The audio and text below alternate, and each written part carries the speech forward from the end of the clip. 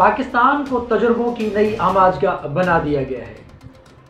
जो भी नया हुक्मरान आता है या नया आर्मी चीफ आता है वो अपने साथ अपना एक नया एजेंडा लाता है और माजी की सारी चीज़ों को भूलकर अपने उस नए एजेंडे पे काम शुरू कर देता है। वो बोलता है कि मैं ठीक हूँ, बस मुझे ये काम करना चाहिए, इसमें मुल्क का दिफा है, इसमें मुल्क का बचाव है, इसमें मुल्क की मईशत है, इसमें मुल्क की तरक्की है। और दूसरी जानिब हमारा सऊदी अरब जो हमारा मुस्लिम मुल्क है, जो हमारा दोस्त मुल्क है, जो हमेशा हमारे बुरे वक्त में काम आता है, वो अपने लोगों को जदीद सहूलियात से आरास्ता जदीद तर्ज अमल पर एक नया शहर बना के दे रहा है। वो शहर कहाँ बन रहा है? वो शहर रेगिस्तान के अंदर बन रहा है।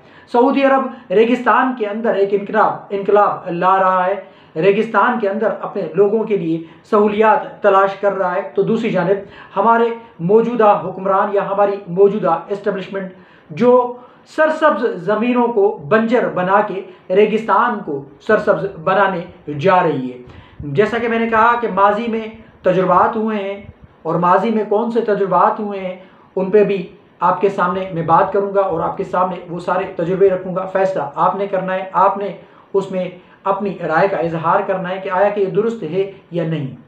अस्सलाम वालेकुम नाज़रीन, आप देख रहे हैं जोत न्यूज़ और मैं हूं एम ए लारिक डेली इशूज़ के साथ। नाज़रीन, सबसे पहले तो मैं आप सबसे माज़रत ख़्वाह हूँ कि काफ़ी सारे महीनों के बाद मैं आज मंजर आम पे आया हूँ।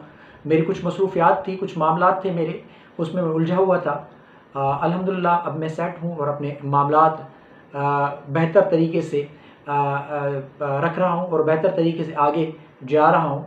आप सबकी दुआएं हैं। आपसे एक रिक्वेस्ट है, अगर चैनल पर नए हैं तो चैनल को सब्सक्राइब कीजिएगा और वीडियो पसंद आए तो लाइक और शेयर और कमेंट ज़रूर कीजिएगा। नाज़रीन, पाकिस्तान को जैसा कि मैंने कहा कि तजुर्बों की आमाजगाह बना दिया गया है। पाकिस्तान की आज़ादी के बाद यानी 1947 से लेकर आज तक 2025 में हम जा रहे हैं। पाकिस्तान की तरक्की क्यों नहीं हुई? पाकिस्तान आगे क्यों नहीं बढ़ा? पाकिस्तान फला फूला क्यों नहीं? उसकी वजूहात क्या हैं? उसकी वजूहात यही हैं, जैसा मैंने अपने इंट्रो में कहा कि पाकिस्तान को एक नई आमाजगाह, तजुर्बाती नई आमाजगाह बना दिया गया है। माजी में कई सारे तजुर्बे हमने करके देख लिए, लेकिन उसके बावजूद हम कामयाब नहीं हुए। ऐसे ही आजकल के दौर में यानी इस मौजूदा हुकूमत के दौर में और मौजूदा इस्टेब्लिशमेंट मिलकर, हुकूमत और मौजूदा इस्टेब्लिशमेंट मिलकर मौजूदा आर्मी चीफ के साथ एक नया तजुर्बा करने जा रही। माजी के तजुर्बात से हमने शायद सबक नहीं सीखा। आज से तकरीबन 3-4 महीने पहले एक मैंने व्लॉग किया था, वो इसी टॉपिक के ऊपर था, जो तकरीबन मेरे ख्याल से 8 जुलाई के बाद से वो मैंने व्लॉग किया था। उसके बाद मैंने व्लॉग कोई नहीं किया है।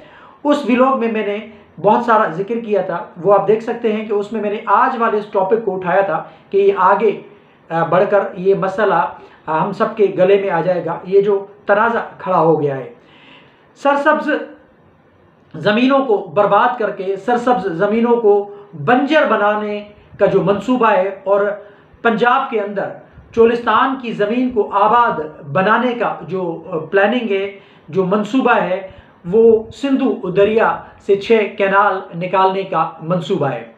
सिंध के लोग सरापा एहतजाज हैं। जैसा कि मैंने कहा कि 8 जुलाई के उन मिनट्स के बाद जो ख़ास करके सदर पाकिस्तान जो आसिफ अली जरदारी साहब है, उन्होंने जो सहूलतकारी का किरदार अदा किया, ग्रीन पाकिस्तान इनिशिएटिव प्रोग्राम के नाम पे वहाँ पर जो मीटिंग हुई, एक तो गैर आइनी और गैर कानूनी मीटिंग थी जिसकी सदारत हमारे सदर पाकिस्तान जनाब आसिफ अली जरदारी साहब ने की।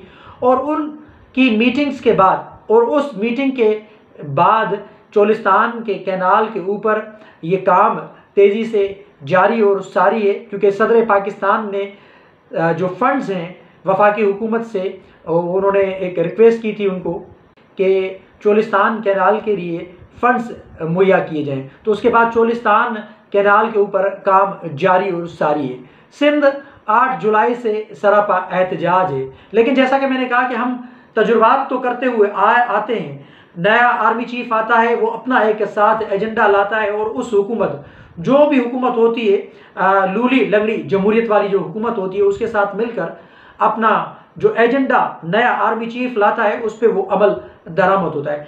ऐसा ही तजुर्बा एक नया हो रहा है जो ग्रीन पाकिस्तान इनिशिएटिव के नाम पे हो रहा है। पहले माजी के तजुर्बात पे हम थोड़ी सी रोशनी डालें कि माजी के हमने कौन कौन से तजुर्बात करके देख लिए और उन तजुर्बात में क्या हमें कामयाबी मिली या मज़ीद पाकिस्तान बहरानों में चला गया या मज़ीद पाकिस्तान को नुकसान पहुंचा या मज़ीद पाकिस्तान की जो पब्लिक है, पाकिस्तान की जो अवाम है, वो गुर्बत की लकीर के नीचे धंसती चली गई और पाकिस्तान कर्ज़ों में डूबता चला गया। पाकिस्तान की जो नैया है, पाकिस्तान की जो कश्ती है, वो डूबती चली गई और आज हम IMF के कर्जे के ऊपर अपना सारा सिस्टम चला रहे हैं। IMF के कर्जे में हम डूबे हुए हैं, वर्ल्ड बैंक के कर्जे में हम डूबे हुए हैं और मुख्तलिफ हमारे जो नाइबर ममालिक हैं, जो हमारे दोस्त ममालिक हैं, उनसे भी हमने कर्जा ले लेकर पाकिस्तान का हशर नशर कर दिया है और पाकिस्तान को हमने कर्जों में डबो दिया है। उसकी जो सबसे बड़ी वजूहात हैं, जो सबसे बड़े जो मामलात हैं, वो ये हैं कि हमने कभी मुस्तकिल मिजाजी का किरदार अदा नहीं किया। हमने अपनी एक बेहतरीन किस्म की पॉलिसी नहीं बनाई, ख़ास करके हमने फॉरेन पॉलिसी जो अपनी नहीं बनाई। हमने तयन ही नहीं किया आज तक कि हम अमेरिका के साथ जा रहे हैं या कभी हम रूस के साथ जा रहे हैं, कभी हम चाइना के साथ जा रहे हैं। पाकिस्तान बदकिस्मती के साथ तयन ही नहीं कर पाया कि हमने जाना किस साइड है, किस सिमत जाना है, जिसकी वजह से, जिसकी बिना पे पाकिस्तान नए नए तजुर्बात करके देखता है और उसके बदले में क्या होता है, पाकिस्तान मज़ीद धंसता हुआ चला जाता है। माजी में हमने, जैसा कि मैंने कहा, तजुर्बात पाकिस्तान तजुर्बों की आमाजगाह बन गया है। माजी में हमने तजुर्बे किए और हमने 1947 के बाद यानी 50 के बाद हमने ख़ास करके पहला मार्शल लॉ लगाया और उस मार्शल लॉ के बाद हमने जो नुकसान उठाया, जो पाकिस्तान ने सर्फ किया, जो नुकसानात उठाए, पाकिस्तान ने जो कर्ज़ा उठाया, ख़ास करके IMF का जो कर्ज़ा उठाया पाकिस्तान ने, उस वक्त से लेकर आज तक हम कर्ज़ों के अंदर धंसते चले जा रहे हैं। फिर उसके बाद हमने दूसरा मार्शल लॉ लगाया। फिर हमने 70 के दौर में हमने बंगालियों को उनको भी हमने पसंद नहीं किया और उनको हमने दीवार से लगाने की कोशिश की, तो वो ईस्ट पाकिस्तान जो था वो बांग्लादेश बन गया और वो भी हमने तजुर्बा करके देख लिया। एक तो मार्शल लॉ का तजुर्बा हमने करके देख लिया, फिर हमने ईस्ट पाकिस्तान वाला जो तजुर्बा है हमने वो भी करके देख लिया। बंगालियों को हमने दीवार से लगाने की जो कोशिश की वो भी तजुर्बा हमने करके देख लिया। उससे क्या फ़ायदा हुआ, क्या नुकसान हुआ, आपके सामने। फिर हमने 80s के दौर में हमने फिर मार्शल लॉ लगाया। हमने 1 यूनिट अपना जबरन पाकिस्तान के ऊपर मुसल्लत किया। फिर उस 1 यूनिट के बाद क्या हुआ, 1 यूनिट तहरीक चली, लोगों के ऊपर कोड़े बरसाए गए, लोगों को जेलों में डाला गया, लोगों को ज़दोगोब किया गया और फिर आपने देखा कि क्या हुआ, मार्शल लॉ लगा, फिर मार्शल लॉ ख़त्म हुआ, फिर जमहूरियत बहाली की तहरीकें चली। फिर उसके बाद 90s का दौर आता है। 90 के दौर के अंदर भी हमने देखा कि एक चलती फिरती हुकूमत को गिराया गया और फिर मुशर्रफ साहब ने टेक ओवर किया। टेक ओवर करने के बाद मुशर्रफ साहब 9 साल उनकी इमरजेंसी रही। उन्होंने जो अपना एक वक्त गुजारा वो भी बड़ा कठिन दौर था, कठिन वक्त था। उस दौरान पाकिस्तान के अंदर कैसे दहशतगर्दी आई, पाकिस्तान के अंदर ड्रोन अटैक्स हुए, पाकिस्तान के हमने 84 के 80 हज़ार लोगों की हमने कुर्बानी दी, लेकिन उसके बावजूद भी हमें हाथ में क्या आया, फिर हमारे हाथ में वही किश्ता आया जो हम कभी IMF के पास जाते हैं, कभी अपने दोस्त ममालिक के पास जाते हैं कि हमें कर्जा दो, हम मुल्क को चलाएं। ये हमने सारे तजुर्बात करके देख लिए और माजी में हमने एक और ख़तरनाक जो तजुर्बा करके देख लिया, उस पर भी कई सारे साल लग चुके हैं और वो पानी का तनाज़ा है। माजी में हमने कालाबाग डैम बनाने का तजुर्बा करके देख लिया। कालाबाग डैम जो बनाने का सिलसिला था वो कई सारे उसमें फ़ौजी जर्नल हमारे आए, उन्होंने कहा कि हम बनाएंगे, लेकिन वो भी ना बना सके। पैसा ज़ाया हुआ, टाइम ज़ाया हुआ और लोगों की मुश्किलों में इजाफा हुआ और क्या हमने पाया, उसमें हमने एक दूसरे को नफ़रत की निगाह से देखा। सूबों के दरमियान हमने नफ़रत को बढ़ावा दिया, नफ़रत को तोल दिया। आज भी हम वही कर रहे हैं। ये जो ग्रीन पाकिस्तान इनिशिएटिव के नाम पे जो हम सिंधु दरिया को कट लगाने जा रहे हैं। और सिंधु से जैसा कि सिंध से एक तहरीकों का भी आगाज़ हो चुका है और सिंध के लोग कह रहे हैं कि सिंधु दरिया हमारी शहरग है, सिंधु दरिया हमारी रेड लाइन है, अगर इसको क्रॉस करने की कोशिश की गई तो इसके बड़े ख़तरनाक और भयानक नतायज निकलेंगे। ग्रीन पाकिस्तान कैसे बनेगा? सिस्टम में पानी मौजूद है नहीं, बजाय सिंध के लोगों को पानी देने के आप सिंध की लाखों एकड़ ज़मीनों को बंजर बना के एक पंजाब के अंदर चोलिस्तान के इलाके को, जो बंजर इलाका है, जो रेगिस्तानी इलाका है, उसको आप सरसब्ज बनाने जा रहे हैं। उसकी आपने इब्तिदा भी कर ली है। उसमें मोहतरमा वज़ीर आला पंजाब साहिबा मोहतरमा मरियम नवाज शरीफ साहिबा भी आर्मी चीफ के हमरा थी। ये इफ्तिताह उन्होंने कर दिया है। ग्रीन पाकिस्तान इनिशिएटिव के नाम पे ये नफ़रत को बढ़ावा दिया जा रहा है। खुदा न खास्ता पाकिस्तान पहले ही मुश्किलात से गुजर रहा है और हम सुनते आ रहे हैं बचपन से, हमेशा यही कहा जाता है कि पाकिस्तान मुश्किल दौर से गुजर रहा है। पता नहीं कब ये पाकिस्तान के ऊपर से जो मुश्किल दौर है ये ख़त्म होगा। जब तक हम नए तजुर्बात करना नहीं छोड़ेंगे और मुस्तकिल मिजाजी नहीं दिखाएंगे, सब लोगों को, सारे स्टेक होल्डर्स को मिला के लेकर नहीं चलेंगे, तब तक पाकिस्तान ना तरक्की करेगा, ना पाकिस्तान फलेगा फूलेगा और ना ही ये नफ़रत जो है ये ख़त्म होगी। ये पानी का मामला इंतहाई संगीन मामला है। 1859 से लेकर पाकिस्तान के अंदर नहीं, ये बल्कि जब बरसगीर का बंटवारा नहीं हुआ था, हिंदुस्तान था और सिंध था। हिंदुस्तान वाला पंजाब और सिंध, ये और दूसरा पंजाब जो हमारे हिस्से में है, यानी वो एक पंजाब था पहले। पंजाब और सिंध के माबेन 1859 से लेकर ये आज तक ये पानी का मुतनाज़ा मामला चल रहा है। उसमें होता क्या है कि सिंध के साथ नाइंसाफ़ी होती है। 1991 के अकॉर्ड के भी मुताबिक सिंध को उसके हिस्से का पानी नहीं मिल रहा। तो आप जो नए ये कैनाल्स जो निकाल रहे हैं सिंधु दरिया से, इससे तो जाहिर सी बात है कि ये सिंध दुश्मनी है, ये पाकिस्तान दुश्मनी है। पाकिस्तान के ख़िलाफ़ ये एक बहुत बड़ी साजिश को आप बढ़ावा दे रहे हैं, क्योंकि पाकिस्तान के ख़िलाफ़ फिर जो ये नारे लग रहे हैं कि जनरल वाजे करो ऐलान, कैनाल्स चाहिए या पाकिस्तान, शहबाज नवाज़ वाजे करो ऐलान, कैनाल्स चाहिए या फिर पाकिस्तान। इसमें ख़ास करके आसिफ अली जरदारी साहब का बड़ा रोल है।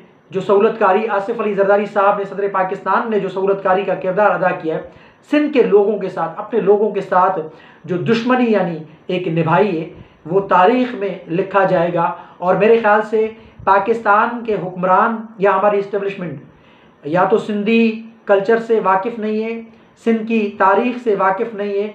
सिंध के लोग तारीख़ को दोहराएंगे, जैसा कि सिंध के लोगों ने माजी में कालाबाग डैम के ख़िलाफ़ एक तहरीक का आगाज़ किया था और सब जमातों को इकट्ठा करके, वो किसी भी अपना पार्टी से वाबस्ता लोग थे, सिविल सोसाइटी के लोग थे, हारी थे, किसान थे, मज़दूर थे, बच्चे थे, बूढ़े थे, औरतें थी, उन्होंने जो भरपूर किरदार अदा किया।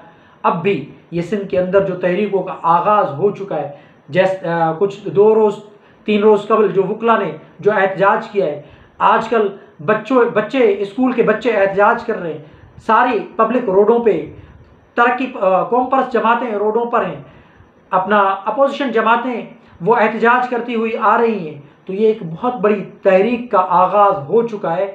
ये सिंध के अंदर जो लावा पक रहा है वो आतिश फ़िशां की सूरत में पक रहा है। वो आतिश फ़िशां अगर फट गया तो फिर बड़े ही ख़तरनाक नताइज निकलेंगे। अगर ये 6 कैनाल्स का मामला, इसको संजीदगी से नहीं उठाया गया, इसको संजीदगी से नहीं देखा गया, इसको संजीदगी से ना हल किया गया, तो खुदा न खास्ता पाकिस्तान के ख़िलाफ़ कई सारे महाज खुल जाएंगे, जो मेरे ख़्याल से अगर ऐसे मामलात हुए तो पाकिस्तान उनको बर्दाश्त करने का मुतहम्मिल नहीं होगा। पहले ही बलूचिस्तान के अंदर और खैबर पख्तूनख्वा के अंदर जो हालात हैं वो हमारे हाथों से निकलते नज़र आ रहे हैं। अगर उस पर भी कंट्रोल ना हुआ तो तीसरी जानिब आप फिर सिंध के अंदर से जो ये आवाज़ें उठ रही हैं और सिंध के लोगों के अंदर ये जो एक जज्बा है या उनके अंदर ये जो पानी के मामले के ऊपर सिंध के लोगों में जो गम व गुस्सा है, अगर ये गम व गुस्सा आम पब्लिक के जहनों में चला गया, आम पब्लिक अगर रोडों रस्तों पे आ गई, तो फिर भयानक नताइज निकलेंगे। तो मेरी गुजारिश है वज़ीर आज़म पाकिस्तान मियाँ शहबाज शरीफ साहब से और army chief general Asim Munir साहब से कि इस पे गौर करें, और ख़ास करके मियाँ नवाज शरीफ साहब से कि अपनी पार्टी और अपने भाई को बोलें, अपनी बेटी को भी बोलें कि इसमें किरदार अदा करें। चोलिस्तान वाला जो मामला है इससे आप पीछे हटें, वरना बहुत बड़े ख़तरनाक और भयानक इसके नताइज निकलेंगे। जैसा कि मैंने कहा कि पाकिस्तान फिर उसका मुतहम्मिल नहीं होगा। तो आपके सामने कुछ मैंने हकायक रखे हैं, कुछ चीज़ें रखी हैं, माजी के जो तजुर्बात हमने करके देख लिए, और उसी तजुर्बों के बिना पर हम ये जो ग्रीन पाकिस्तान का जो तजुर्बा कर रहे हैं, सिंध की ज़मीन को बंजर बना के, और पंजाब के अंदर जो एक इलाका है जो रेगिस्तानी इलाका है चोलिस्तान का, उसकी लाखों एकड़ जो ज़मीन है उसको आबाद करने का जो तजुर्बा कर रहे हैं, इससे पीछे हटें। ये तजुर्बा किसी काम का नहीं बनेगा, ये तजुर्बा मज़ीद पाकिस्तान को नुकसान पहुँचाएगा, जैसा कि माजी में नुकसान पहुँचाए। कमेंट सेक्शन में अपनी राय का इज़हार ज़रूर कीजिएगा और चैनल को सब्सक्राइब करना मत भूलिएगा। अल्लाह हाफ़िज़।